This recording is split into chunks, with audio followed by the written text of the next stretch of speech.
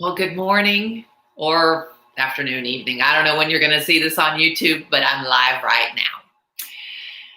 I want to share some simple truths as your salty sister.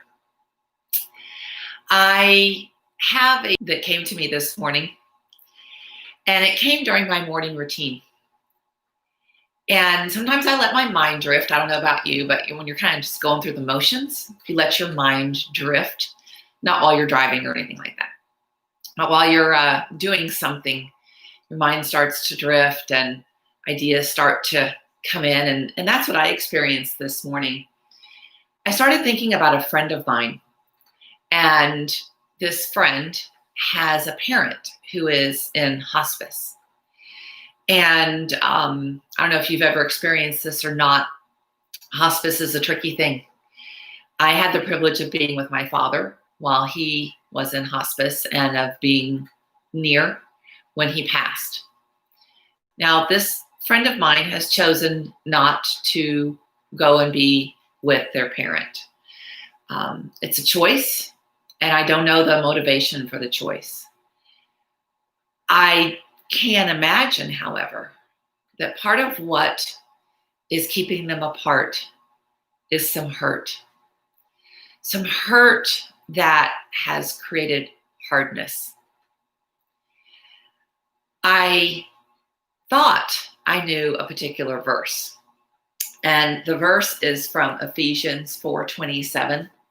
The NLT reads, "For anger gives a foothold to the devil." And when I say I thought I knew a verse, it's because I thought it was a toehold. And in my thinking of this friend, I started praying for this friend, and I prayed, God, put a crack in the hurt. Put a crack in that armor, that callus, that hardness that has built up. And that's when this verse came to my mind. You see, I thought the DSV, the Daphne Smith version, that it was toehold. And I don't know about your toes, but my toes aren't very big, so it doesn't take a lot of space to get into the crack. And that's the same whether it's for hurt or whether it's for healing. And you see, the difference between an external hurt, like a skinned knee, where you see an injury and a scab forms over it, and that scab is for protection so that healing can happen underneath. That's way different than an internal hurt that we don't see with our physical eyes, yet we still feel and can still become hardened and calloused. So if it doesn't take much for a hurt to happen, what about for healing to happen?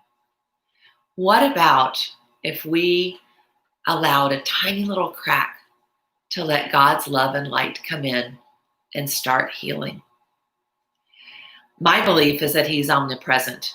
So he's already here. He's everywhere. And you may have heard that he doesn't go where he's not invited. Well, in the words of Rascal Flatts, he's already there. So why not invite him in and allow some healing for your hurts and in your hearts? All it takes is an invitation and a willingness to let go of the hurt, the bitterness, and the resentment. I'm here to tell you from proof of my life, it makes a difference in the day-to-day. It makes a difference in the way we feel, the way we act, the way we think, the way we treat others.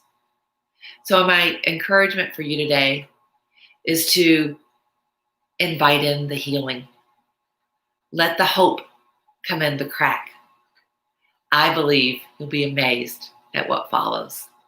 So until next time, be bold, be brave, break some chains, and make some waves. Bye for now.